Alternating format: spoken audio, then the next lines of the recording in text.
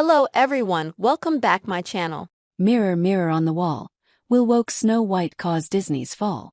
The film Snow White recently premiered at El Capitan Theater in Hollywood. Film premieres, especially of movies produced by the storied Walt Disney Studios, are often sensational affairs. This one was not. The event was closed to media. There were no typical red carpet interviews. The only people conducting interviews with the cast were Disney employees. Snow White is the opposite of highly anticipated. Children deserve better than cartoonish culture war. There have been years of coverage for this movie, but most of it has been negative for the film and unpleasant for Disney. Controversy has swirled for so long around the film, particularly around the toxic actress playing Snow White, Rachel Zegler. Recently, stories have circulated about the rift between Zegler and her co-star Gal Gadot, but the reports seem intended to drum up drama so people will actually see the movie. It seems like a Hail Mary at the end of a football match being lost by double digits. It might add numbers to the scoreboard, but it won't win the game. It hasn't helped that Zegler has spent years talking down the film. Parents to Disney. We're breaking up. It's not us, it's you.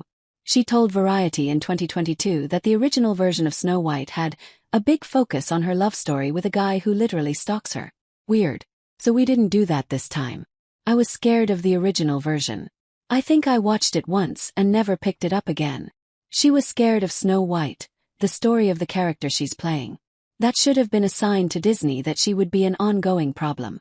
The original film, Snow White and the Seven Dwarfs, was released in 1937 and was Disney's first full-length feature film and one of the first animated feature films. Disney once inspired true devotion from their fans, and Snow White continues to loom large in the imaginations of Disney fans. It tells the classic story of jealousy and love. One of the most popular rides at Disney World is dedicated to the story. Zegler's attack on the beloved tale were disrespectful and arrogant. Following the election in November, Zegler took to her Instagram account to say, "May Trump supporters and Trump voters and Trump himself never know peace," before adding F Donald Trump. Having a controversial actress who offends half the country might not be a big deal if she were a substantial talent or someone who is a great caretaker of the Disney brand. Zegler isn't either of these things. The movie might not be the dud that people are largely expecting. It's a dead time for movies. The film Novocaine only managed an $8.5 million opening this past weekend at the top of the pack, so it's possible Snow White will look more successful in comparison and that the controversies actually provide a bump. The forecast right now is that Snow White will have a $50 million opening weekend. But Snow White is a beloved classic, and Disney's previous live-action remakes did far better.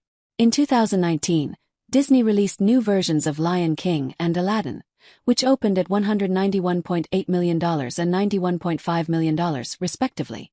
In 2023, the live-action remake of The Little Mermaid cleared $95.6 million at opening weekend.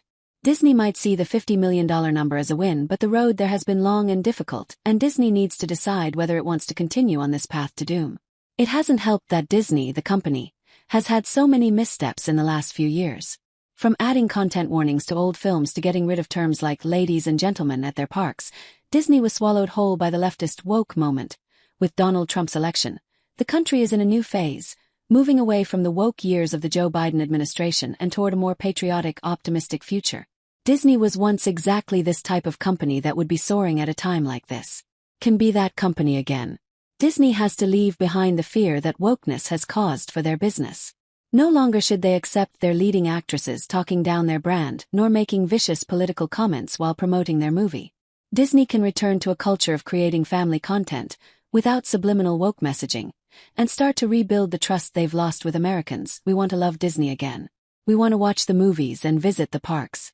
We want to feel safe that if our child is watching a film there won't be indoctrination woven through it. We just want to be entertained, something Disney once did very well but has forgotten.